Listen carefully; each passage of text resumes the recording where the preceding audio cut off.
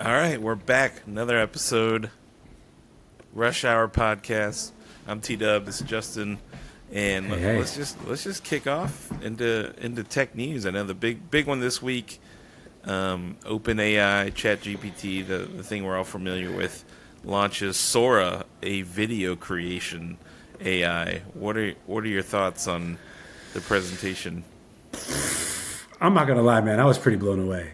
Like, I kind of felt like I did the first time that I saw ChatGPT, and I was just playing around with it. Obviously, we weren't able to play around with this model, but it just showed how much progress has been made since like November of, I guess, 2022. It's just like incredible, man. I'm just totally blown away by the fidelity, by the some of the examples that they're given. Because I think one of the more challenging things within these types of prompts is if you change the prompt, like sometimes it changes like the character or subject. Right. But because they create everything in one, it's not like frames. It's one video that can be up to a minute. If you make tweaks apparently to the prompts, like it keeps all of that same frame of reference and style and everything else. So it leads to a lot of questions. I want to jump into kind of like what it leads to as well. But what was your initial impression? I mean, so I played around with Dolly. I mean, both of us have. Even I can put the pictures of like our request to make a podcast logo, and it's kind of wild. Like, and it's very inconsistent. When you make when you ask for a quick edit, it changes the entire thing. Or if you ask for something simple, it just redesigns the entire image that you're asking for. So, like, I'm kind of with a grain of salt on a demo on this thing that I know it's pretty canned. It's probably a ways away, but like you see the potential of what it can do, and it's pretty scary. Yeah. Like just in our marketing space, this really changes. We spend a lot of time making video and how to refine it, and video creation is expensive and it's hard. Yeah. Having a tool that could do this would be incredibly valuable and Yeah. kind of scary too. Agree. Like, as excited as I get about this, I'm just like, man, I'm glad I'm more towards the later stages of my career, because if I was just coming out into this new world in marketing, it could, it would be kind of scary. But I think like the whole point, you can, become a deer in headlights and let it scare you and make you feel catatonic, and then you can leverage it to the best of your abilities and just kind of like accept this new wave. And I'm trying to, I think that's just kind of the vibe of people out in Silicon Valley anyway. But I'm just trying to lean into that piece of it and say, what can I do that can make me way more efficient and expand my creative capabilities, et cetera. And that's generally what these tools have done. Like, I use ChatGPT all the time at work. Right now I'm in a stealth company and I'm like a marketing team of one doing early GTM stuff. And to have like this kind of co-pilot that I can use for idea generation and just to get me to 60% is super valuable. So I imagine in the same way with video creation and other assets, whereas, if you're in a lot of organizations that we worked in, take 3 weeks to a month to get some creative made that's high quality and brand safe, et cetera. Imagine being able to, plug in some brand guidelines into this and then execute something in days or hours as opposed to months. Like, I think ultimately, even with the impact it's going to have on the job piece, it's better for the industry that we're in. Yeah. And what about cascading effects on consumers? Like, not knowing what's real, what's fake. Does it even matter at that point? If you're making videos this way, I imagine once you get sort of name, image, and likeness rights from they don't even need to do the work. You just need to say, hey, can I use your AI image? And then the ChatGPT or what Sora will then use your face and make the ad, and they get to approve it. Like, all of that seems very kind of, I don't know. I don't even know where it ends. I think you're right, though. It's like we're in a phase where we're gonna, regulations and things. It's kind of the Wild West. We're gonna jump in here, start figuring out, and I think things are gonna change very quickly, especially on the video front, because that's the most engaging, right? Totally. I mean, where my mind went, we're in an election year right now.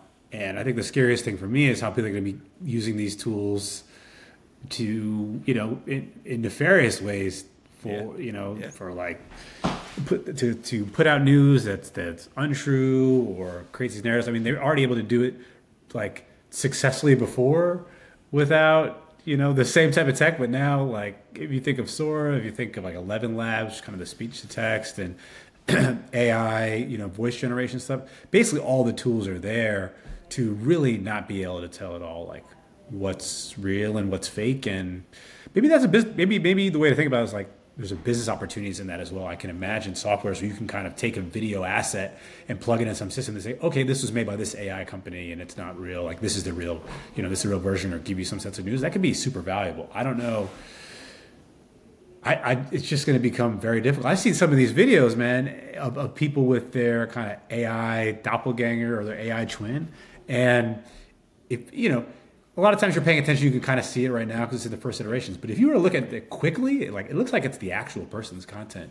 So, definitely agree that it is a spooky time. I mean, and I was thinking about it in terms of what, work that we've done with creative ads and the optimization of those ads. And if you plug this thing into feedback that you're getting from ads, and it's an evolving sort of video that is really designed to get you to purchase or click or drive you into a thing, this gonna change everything.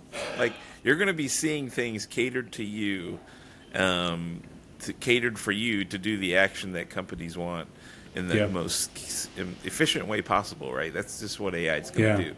So if their goal is, all right, let's get these people to click and buy, it is eventually going to make the most compelling video for you to click and buy, which is very scary. Like, I don't know what that looks like at this point, because right now we have human interaction, and kind of the initial is gut, and then we tinker and test, and we get to a point where we're okay with it.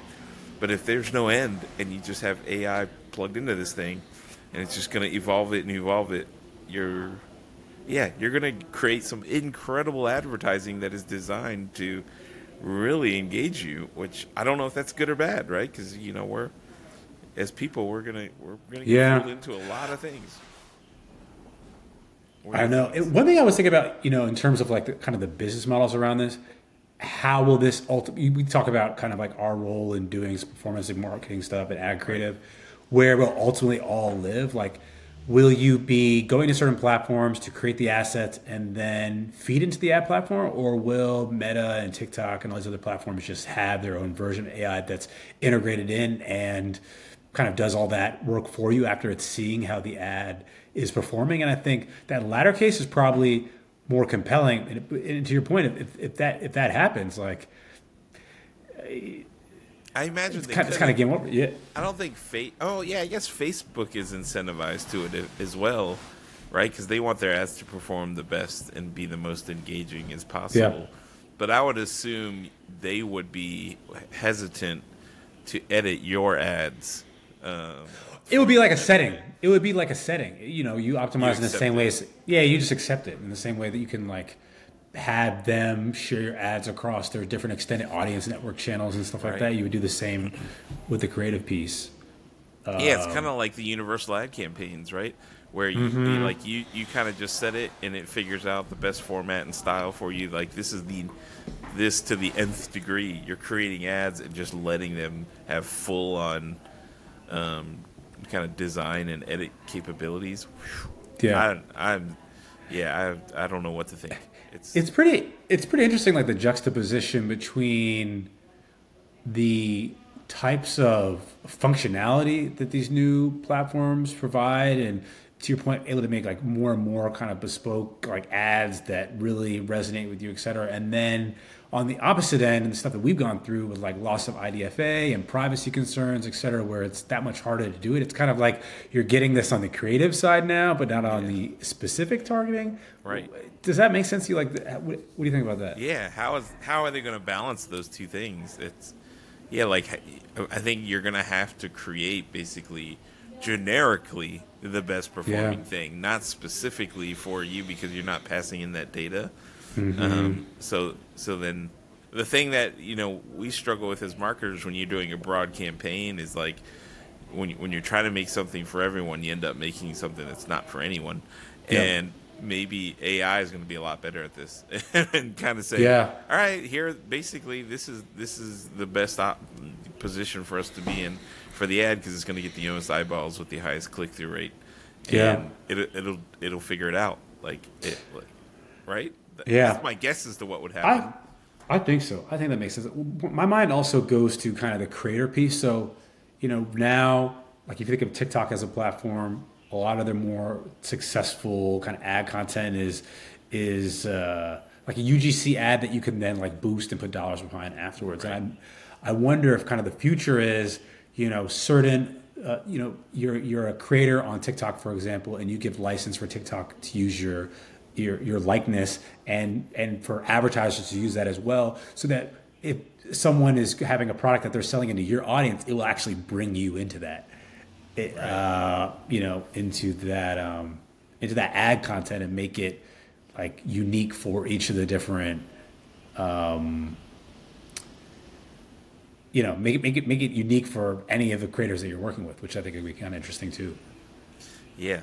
No, the unlock for this in the future is going to be wild. Like this is where everything you're watching needs to be questioned and earmarked, and it's starting now already, but like I think videos is the next frontier in terms of like you don't really want to think, you just assume it's being recorded but not created.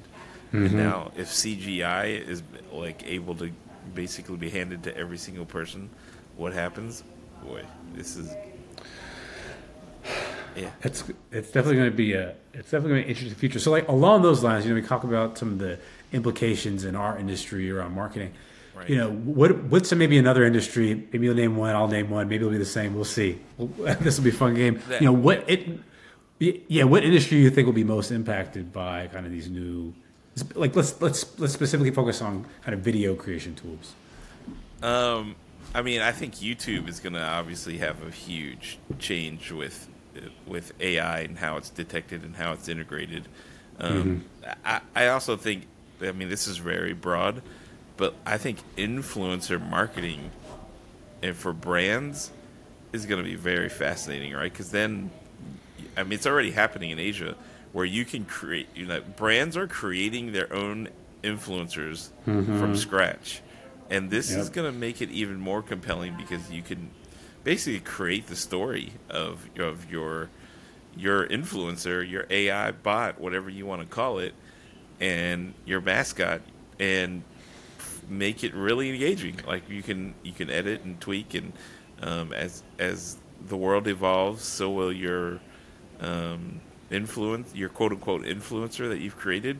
I think that's really where we're going, and I think that has effects on all the influencers that are out there in that economy, right? There's so many people now that are feeding off that, like actors, sports stars, singers, rappers, all of these things people have built and have equity in themselves, and brands are going to be like, you know what? It's a little risky. I'm making my own. That's where I think it's going to be very, very interesting. Like, then what is a star at that point? What is an influencer? The overall equity you have in your own brand is diluted because someone else could go create one. That can do the same. Well, I think that's really fascinating because I think what's yet to be uncovered, particularly with like this younger generation that's grown up with all this, like maybe in a way that's almost overwhelming, is how much they crave authenticity in their interactions versus this wave of technology and what it enables, and kind of like what the breaking point is on that. So, there may be, like if some new kind of VTuber type of singers came out, are they going to be more inclined, like, and they have the best voice and they look incredible, they can do all the dance moves. You think people are going to be more inclined to transition over to them, or to be like, okay, this is just so wrong. I want to stay with like, the kind of human, creators and artists who are doing this without any of, AI tools that are just meant to, completely appeal to your most base interests. Or Yeah. I don't. That's the one part I don't really understand as much of, like, how that's ultimately going to play out in the long term. If there's going to be, a kind of campaign, how strong the campaign against it might be in terms of people just not wanting this to be the future. Yeah, I mean, it's going to take years and years to adapt to this. I mean, like you said, like, this generation may not even be the one that adapts to it. Mm-hmm. It may be the next one that I mean, it could be definitely an uprising of people that just don't want this, or at least maybe it's watermarked, or maybe there's going to be regulation that requires it to be made very clear this is AI versus not. Yeah. I don't know. Yeah, that's a really good question. Are people in general? I'd like to think there's going to be a group of people that really would prefer human. I can't even believe we're saying this. Like, I know, right? Human interaction versus fake. But, like, Mr. Beast has almost made his channel in this sort of like AI way, which is like he just optimizes the living daylights out of every video to figure out what. Like, we're going to see a lot more of that, right? If AI driven background. Imagine every video has the capability to have Mr. Beast's knowledge. Then you're just going to have, I don't know. I have no idea what happens. I've been thinking a little bit about that, especially since SORA, like, talking to some friends in group chats. I know we've talked a little bit about as well and shared some stuff.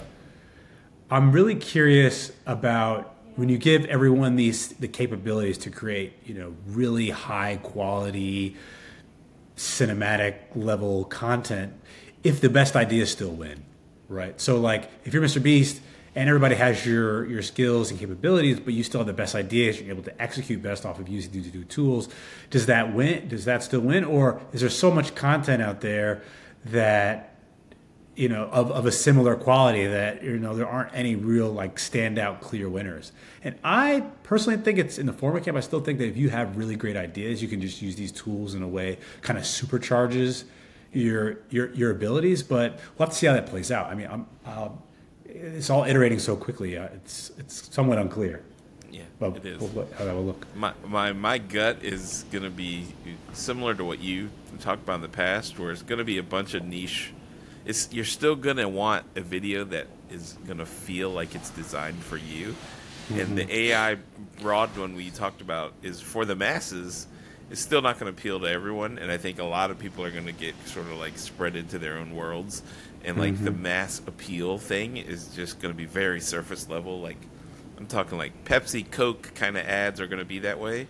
But like the everyday stuff, I feel like is going to be catered and customized for you, and it's going to require people. That'd be my guess, but I don't know. It's going to be fun to see. Like, it's kind of like the equivalent of Super Bowl ad versus the ad you see when you're watching your favorite influencer, right? I think both worlds will still exist, right? You're going to need to create something for everyone, but you're also going to need to create that specialized thing for your audience that maybe needs the human touch. I don't know. That's so weird. No, I think I don't think there's anything weird about what you said. I think we have to see it. It's like I feel like we're still in the. I felt like we were in the first inning when ChatGPT came out. I still feel like we're kind of in the first inning now, which is like insane to think that we're in the first inning now. But just to kind of build off of the industry that you said, like kind of YouTube content creation there.